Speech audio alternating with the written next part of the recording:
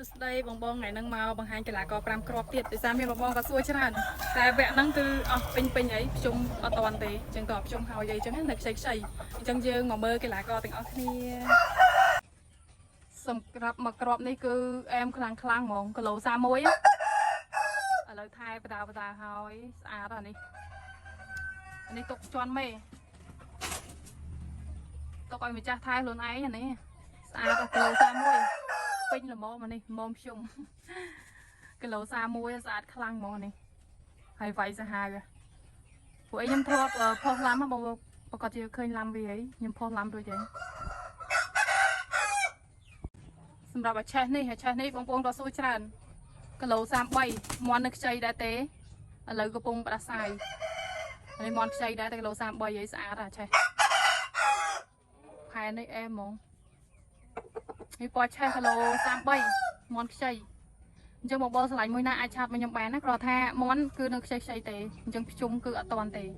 ដោយសារវគ្គមុនខ្ញុំលក់អាពេញអស់ហើយនៅតែខ្ចីទេអញ្ចឹងបងដែលចង់យកថែភ្ជុំអីចឹង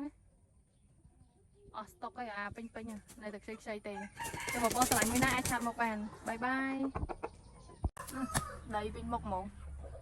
នេះកូនបើខ្ញុំគីឡូ36ហើយឥឡូវដាក់ចិត្តតិចអីអត់តាន់ឡើងរងពេញល្អទេនៅក្មេងតូចនៅឡើយចាប់ឡាំថ្ងៃមុនវាយហ៊ានតិចអីគីឡូ36ឥឡូវហើយស្អាតដល់សស្ទុះហ្មងតែនាលដីប្រឡាក់ពេញហ្នឹងបាច់មើលទេងើបពេញមើល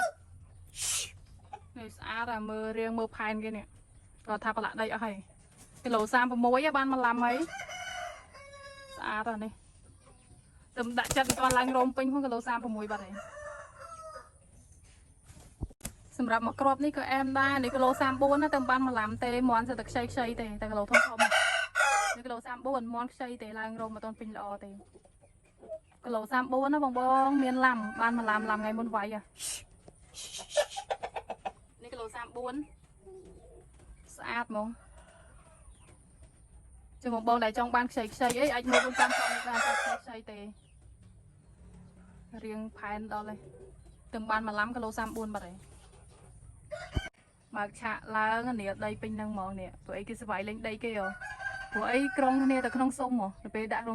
ត្រង់សៃម្ដងគេស្វ័យគេលេងដីនាលពេញហ្នឹងនេះងើបតិចមើល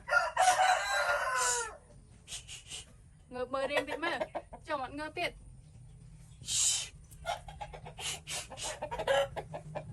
នេះពណ៌នេះស្អាតគាត់ថានៅរៀងខ្ចីដែរគីឡូ30ស្អាតនេះគីឡូ30ដោយសារអត់ដែរដាក់ក្នុងត្រង់សៃដាក់តែក្រុងក្នុងសុំហ៎ពេលចឹងនេះនាលដីពេញហ្នឹង